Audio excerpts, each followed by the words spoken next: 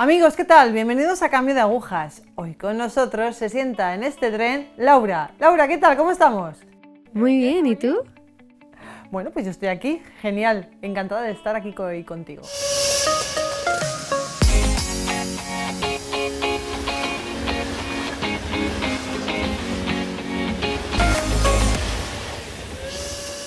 Bueno, vamos a empezar un poquito por el principio, ¿vale? Me tienes que decir un poco de dónde eres, cuántos años tienes, si te criaste en una familia católica o no.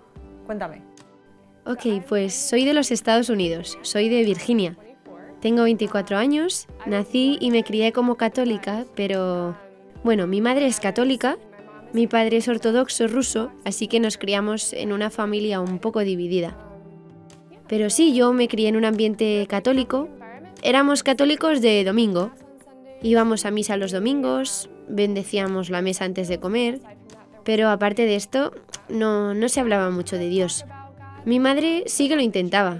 Ella nos enseñó las oraciones, fuimos a catequesis, pero en general no había como un gran ambiente católico en casa. Entonces, sí. Vale. Cuéntame un poco tu vida en el colegio. Si era un colegio de índole católica, si era un colegio público. Cuéntame un poco. Pues yo fui a un colegio público toda mi vida, desde preescolar hasta la universidad. Fui a la universidad secular, colegio público, y eso creo que me hizo mucho daño. Porque en el colegio público no hay un ambiente católico, ¿sabes? Es simplemente, pues tú crees lo que quieras, dices lo que quieras y no se habla de Dios. Entonces recuerdo que eso... Recordándolo ahora fue muy dañino para mí, porque simplemente me crié en ese ambiente, ¿sabes? En misa escuchaba una cosa y luego estaba en el colegio y escuchaba otra cosa de los niños, de los profesores, de todos. Así que sin duda este ambiente dañó mucho mi fe. Vale.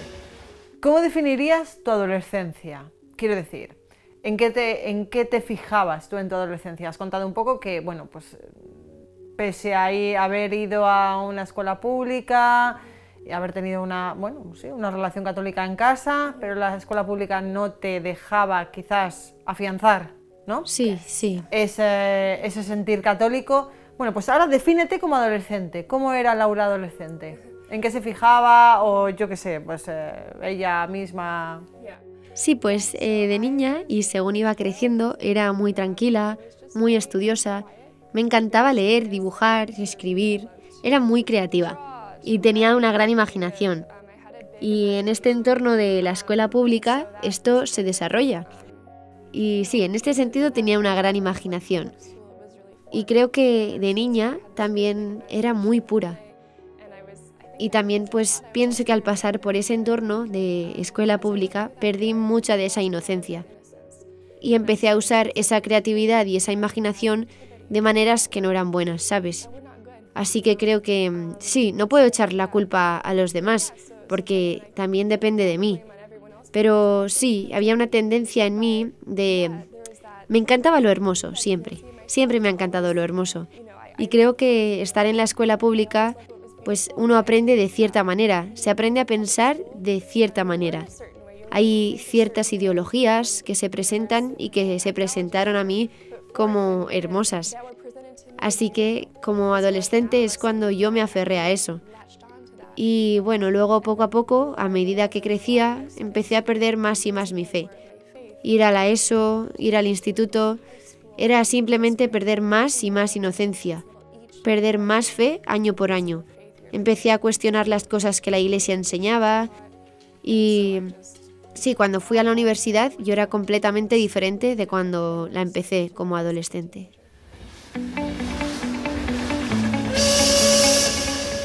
Vale, ¿vas a la universidad, Laura? Sí. Vas a la universidad, vale. ¿Cómo es tu vida? O cómo, no sé si retomas en algún momento en la universidad o en la universidad todo sigue igual. No, cuando fui a la universidad todo empeoró. Quiero decir, empecé a salir con chicos y fue para mí un tiempo de libertad. Estaba fuera de mi casa, estaba fuera de todo. Mi madre nos hacía ir a misa todos los domingos. Esa era la regla. Todos íbamos a misa todos los domingos. Gracias a Dios que ella nos obligaba a hacerlo. Pero cuando fui a la universidad, era una universidad muy liberal, era muy secular. No se hacía mención de Dios y así pude hacer lo que yo quería. En este momento ya me había distanciado mucho de la iglesia.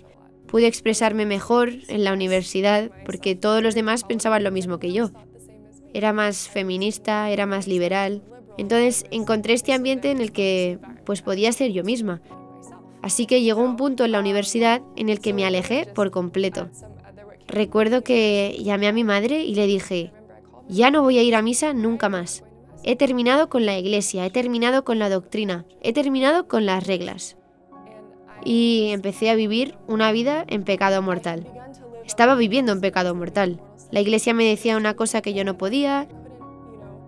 La iglesia me dijo que no podía vivir de cierta manera y yo no quería escuchar eso. Yo quería hacer lo que yo quería hacer, porque esa era la ideología que yo había asumido como propia. Quiero hacer lo que yo quiero hacer, quiero ser libre y si me aferro a la doctrina y a las normas, entonces no puedo ser libre. Así que eso es lo que hice. Y cuando fui a la universidad perdí la fe por completo. ¿Por qué considerabas que la fe era un conjunto de reglas, normas y casi que un látigo en la mano? ¿Por qué creías eso? Pues porque... Bueno, por las ideologías con las que había crecido, por los pecados que empecé a cometer, me encontré con mi realización. Encontré mi realización en ser diferente, en esa otra vida, en esos pecados que estaba cometiendo. El que alguien me dijera, o el que la iglesia me dijera, que yo no podía hacer algo que me gustaba hacer, incluso aunque fuera malo para mí, era como una especie de bofetada en la cara. Como que no puedes decirme qué tengo que hacer. Si realmente me amaras, si realmente me aceptaras y me apoyaras, yo podría hacer lo que quisiera. Y por eso nunca se me presentó... No es que alguien realmente me enseñara la fe de una manera que estaba mal, que fuera como un montón de reglas o algo así, pero empecé a entender eso por mí misma, porque no quería que nadie me dijera que lo que estaba haciendo estaba mal. Quería pensar que siempre estaba haciendo lo correcto. Y entonces sí, pues eso para mí... Pues fue lo que me hizo empezar a pensar que la iglesia era solo un montón de reglas. Porque cada vez que quería hacer algo que me gustaba, la iglesia me decía que no podía hacerlo. Así que empecé a pensar, hombre, esto no es divertido. Como, esto no es bueno y no quiero ser parte de una iglesia que solo me está diciendo qué hacer todo el rato. Y yo, pues así no puedo ser yo misma, no puedo expresarme, ¿sabes? Eso o me dicen que iré al infierno si hago esto o aquello, y eso está mal. No puedo tener a alguien que me diga que iré al infierno porque eso es malo. No puedes decirle a la gente que irá al infierno, así que así pensaba yo realmente. Así desarrollé una visión muy negativa de la iglesia, de las reglas y de la doctrina. Y por supuesto también alimentada por la ideología. Quiero decir, piensas en la ideología feminista. Es que no puedes decirme qué hacer en ciertos aspectos de la vida porque eso está mal. Decirme que no puedo hacer algo que quiero hacer, estás limitando mi libertad. Así que desarrollé esa idea de la iglesia. Vale, y en todo este libertinaje, en toda esta rebelión tuya y feminista, ¿tú eras feliz? Yo creía que sí. Pensaba que era feliz. Si alguien me hubiera preguntado si era feliz, habría dicho, absolutamente soy feliz. Soy más feliz que nunca porque no tengo ninguna de estas reglas, ninguno de estos dogmas y me he liberado de las cadenas de la iglesia. Y ahora soy realmente una mujer libre. Pero realmente estaba perturbada. Creo que estaba realmente perturbada por lo que estaba haciendo. Y había momentos en los que me sentaba y pensaba, bueno, ¿a dónde se fue esa niña? ¿Había sido tan inocente? ¿A dónde se fue esa niña? ¿Y por qué esta es mi vida ahora? ¿Por qué estoy haciendo estas cosas? Nunca hacía esto antes. Siempre me enseñaron que esto era malo. ¿Por qué lo estoy haciendo? Pero, ¿sabes? Esos momentos pasaban rápidamente. Solo trataba de no pensar en ello porque no quería afrontar esa parte de lo que estaba haciendo. Porque había un lado feo, claro. Así que, sí, yo creía que era feliz, pero tenía ese fondo donde estaba muy perturbada por los pecados que estaba cometiendo al mismo tiempo. Laura, ¿dónde crees que cambia todo? ¿O en qué momento? ¿O cómo? Pues bueno, yo me declaraba agnóstica. Creía que había un Dios, No creía que se pudiera saber quién era ese Dios porque simplemente pues no creía que se podía saber. Así que tenía una visión muy oscura de la vida. Pensaba, morimos, todo se vuelve negro, no hay nada más y este mundo es el único lugar que tienes para hacer un cambio, para hacer el bien. Yo tenía también esta tendencia de siempre querer hacer el bien a la gente. Así que elegir una carrera para mí era todo, la carrera para mí era todo. Y quería hacer algo grande con mi vida, grande. Y entonces pues tenía un montón de ideas, un montón de carreras preparadas. No podía elegir qué hacer y estaba angustiada, porque toda mi vida era pues la carrera. Lo único que podía pensar que era importante en mi vida era tener una carrera. Entonces, un día recé. No tenía ni idea de qué hacer y me puse a rezar. Y le dije, Dios, si existes, ¿puedes mostrarme lo que puedo hacer para que haga el mayor bien? Y eso fue todo. Era la primera vez que rezaba en mucho tiempo, pero estaba al límite de mis fuerzas. No tenía ni idea de qué hacer con mi vida. Así que pasaban las semanas y no recibía respuesta. No bajaba ninguna paloma de los cielos diciéndome, esta es tu respuesta, esta es tu carrera. Nada. Así que pensé, una oración tonta, por supuesto, el Dios cristiano no existe. Así que fue una pérdida de tiempo. Y entonces en mi 21 cumpleaños llegó y pasó.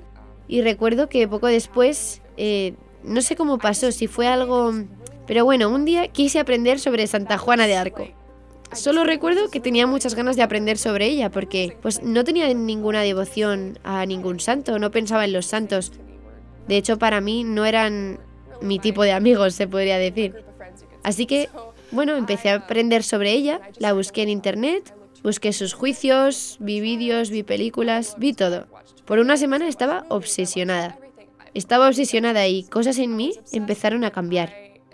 Al leer sus juicios, al leer su vida, empecé a ver lo que era la verdadera belleza. La belleza que siempre había estado buscando, pero nunca la había buscado en todos los lugares, en lugares equivocados. Y vi cómo ella estaba totalmente entregada a Dios. Ella solo quería lo que Dios quería. Ella era tan pura, hermosa, una persona verdaderamente hermosa, ¿sabes? Y yo nunca había visto a alguien así antes. Y esto comenzó a cambiar las cosas en mí. Como mi mundo entero dio la vuelta en esa semana. Todas mis ideologías, todo. Era totalmente la gracia de Dios, porque yo era muy terca en mis creencias. Yo estaba muy enfadada. Si tú me corregías, yo me enfadaba muchísimo. Tú no me puedes decir eso, lo que yo creo siempre es correcto. Así que ella me cambiara, que el Señor la usara para cambiarme, fue, pues, que yo estuviera simplemente abierta a escuchar, fue una gracia enorme. Así que al final de esa semana estaba tan confundida porque nunca había experimentado algo así antes. Intenté convencerme de que todo estaba en mi cabeza y no podía. Entonces tuve un momento, me arrodillé en el suelo de mi habitación y dije, Señor, ¿qué me está pasando? ¿Eres tú? ¿Estás haciendo esto? ¿Estás haciendo algo? Y recuerdo que oí al Señor hablarme por primera vez en mi corazón. Y nunca lo había experimentado antes. Y recuerdo que me dijo, yo no te creé para que vivieras así. Estás viviendo como un animal sin Dios.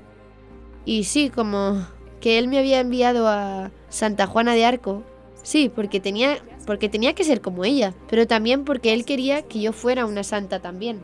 Y al final de eso me dijo, ve a confesar, recibe la Sagrada Comunión y hablaremos de nuevo. Y yo en ese momento de mi vida no sabía lo que era un director espiritual, lo que era la gracia, lo que era la vida espiritual. Nada de esto, solo sabía que el Señor me había dicho algo y que tenía que obedecer. Y así lo hice y esto fue para mí el punto de inflexión.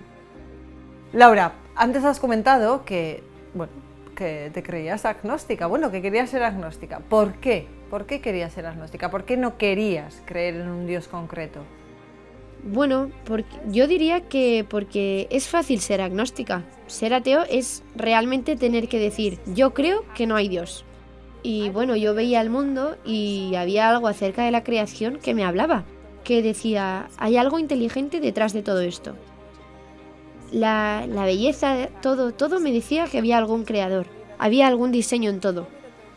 Yo, siempre había crecido con el Dios cristiano, el Dios católico más bien. Una vez que dejé de creer en eso, y recuerdo que incluso cuando era católica y cuando era practicante, pensaba que nunca sería musulmana, porque pues no tenía sentido para mí. Miraba su forma de creer y no tenía ningún sentido para mí. Y pensé, si no es el catolicismo, entonces es probable que no sea ninguna otra religión en absoluto. Así que sí, solo mirando a todas las diferentes religiones y solo una por una pensando, no puede ser esto. Pensé que mi opción más probable era el catolicismo. Suena un poco, quiero decir, lo más probable, pero pensaba que si no era el catolicismo, no era nada. Y también fue fácil porque significa que puedo decir, bueno, hay un Dios, pero no tengo que ser específica. No tengo que apegarme a un conjunto de reglas, a un conjunto de creencias. Puedo creer lo que quiera. Y hay un Dios. Y es fácil, es una manera fácil de ver el mundo, creo yo. Vale, aparte de Santa Juana de Arco, ¿cómo enlazas otra vez tu vida con el catolicismo? Quiero decir, por ejemplo, la gente que nos esté viendo, pues no sé cómo hacerlo. ¿Me tengo que leer un libro? ¿Me tengo que ver un vídeo? ¿Me tengo que ver la historia de Santa Juana de Arco? ¿Me tengo que meter en un grupo de parroquia? ¿Me tengo que meter en una comunidad? ¿Qué tengo que hacer? Aparte de lo que nos contabas antes, ¿cómo vuelves a unir tu vida otra vez a la fe? Pues hacer una buena confesión. Hacer un buen examen de conciencia y hacer una buena confesión. Porque si no estás dispuesto a escuchar la voz del Señor, el Señor habla a través de una variedad de cosas. Él nos habla en vídeos, en grupos. Sí, pues en grupos de oración en la parroquia, lo que sea, en las homilías. En cada pequeña circunstancia de la vida, el Señor nos habla. Pero si no hacemos borrón y cuenta nueva, si todavía estamos apegados a ciertas cosas que nos están impidiendo escuchar su voz, Él puede alcanzarnos. Él me alcanzó a mí y no es imposible, pero lo hace mucho más difícil para que el Señor trabaje.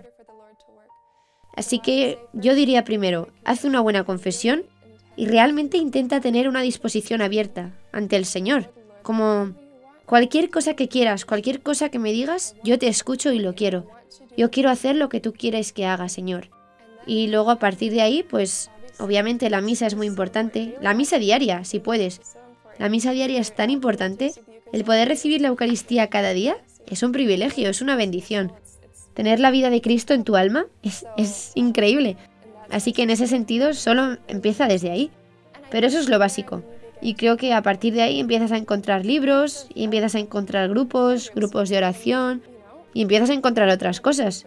Pero lo más importante es empezar por la fuente de todo, la confesión y la Santa Comunión. Vale, has nombrado los impedimentos de escuchar la voz de Dios. O sea, algo te impedía escuchar la voz de Dios.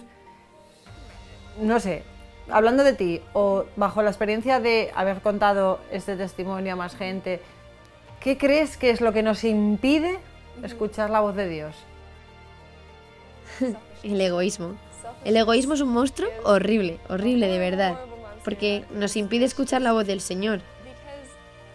Creo también porque tenemos esa concepción de cómo queremos que las cosas sean, y somos muy reacios a renunciar a nuestros propios planes y nuestros propios deseos para ser capaces de dejar que Él nos hable de lo que quiere de nosotros. Así que yo diría que el egoísmo, sin duda, no hay espacio para un santo egoísta, ¿sabes? Los santos siempre han sido muy generosos con el Señor.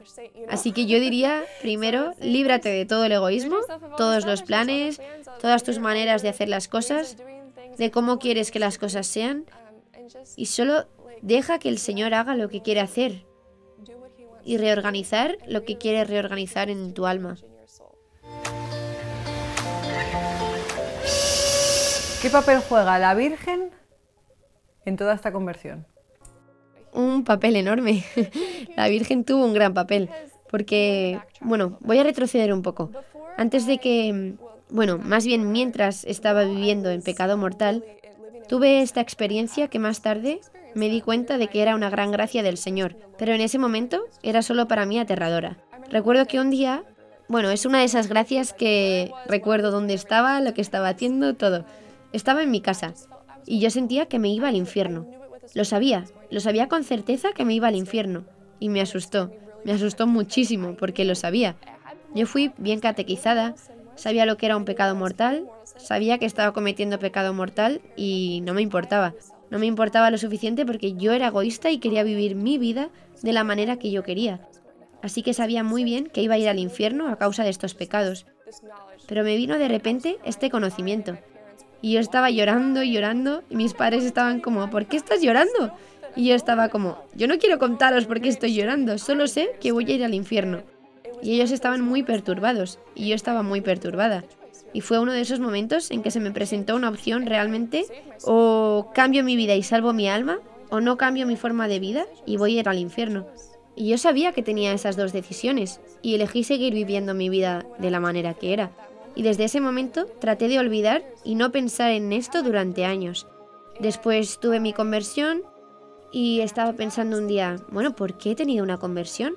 Si el Señor me había dado esta gracia de saber que iba al infierno a causa de los pecados que estaba cometiendo y aún así elegí rechazarlo, ¿por qué recibí la gracia de la conversión? Y un día estaba en la oración y estaba leyendo un libro en particular y recuerdo que me di cuenta que Nuestra Señora me había salvado, que ella era la que había rogado por mi vida ante el Señor, porque Él y su justicia, Él estaba en su justicia. Yo me había puesto en el infierno, esencialmente por mis acciones, pero la Virgen, como buena madre, había rogado por mi vida. Y a través de su intercesión y a través de la intercesión de Santa Juana de Arco, fue que yo había recibido la gracia de la conversión. Y después de eso, quiero decir, cuando tuve mi conversión, yo pensaba, bueno, la Virgen, muy maja, es la reina. Yo tenía un afecto por la Virgen, pero no entendía su papel como mi madre, como una madre que me ama y que me cuida. Pero después de esta gracia, mi relación con la Virgen cambió mucho, porque me di cuenta de que ella deseaba mi salvación y que ella salvó mi vida. Bueno, nuestro Señor lo hizo, pero por supuesto ella jugó un papel muy importante en eso. Laura, para la gente que nos está viendo, o que nos está escuchando, quién sabe, ¿qué consejo, qué palabra, qué, no sé, qué frase, qué les dirías? Que ellos tienen que venir al Señor. Hay gente que a veces ve el programa como un intento de acercarse a Dios. Todo tuyo. ¿Qué les dirías? Bueno, no es nada nuevo lo que voy a decir, pero la única cosa que diría es que no vas a ser feliz de ninguna otra manera. No hay otra manera de que vayas a ser feliz. Vas a buscar la felicidad en cualquier otro lugar y no vas a encontrarla, ¿sabes? Vas a tratar de... Bueno, no sé dónde vas a tratar de encontrarla, pero vas a hacer lo que yo hice y vas a buscarla en 1.000.000 de lugares diferentes hasta que llegues y te des cuenta de que el Señor es tu única felicidad. Su voluntad es tu paz, su voluntad es tu felicidad. Hasta que te des cuenta de eso, vas a estar buscando y buscando y buscando. Pero en el Señor es donde encontramos nuestra paz. Eso es lo único que puedo decir. Él es nuestra alegría, Él es todo. Las cosas de este mundo no satisfacen el corazón. Eso que dice San Agustín, mi corazón está inquieto hasta que descanse en ti, eso es verdad. Es muy simple, pero eso es lo único que me viene a la mente. Es solo déjalo ser todo para ti. Él quiere ser todo para ti, solo déjalo ser todo. Él te ama, ¿sabes? Él es como un mendigo fuera de la puerta de tu corazón. Él solo está esperando que tú le abras la puerta y lo dejes entrar. Deja que lo haga, dale todo el control, no retengas nada. No busques amor en otro lado porque no lo vas a encontrar. Laura, muchísimas gracias por estar hoy aquí con nosotros. Gracias. Gracias a ti también.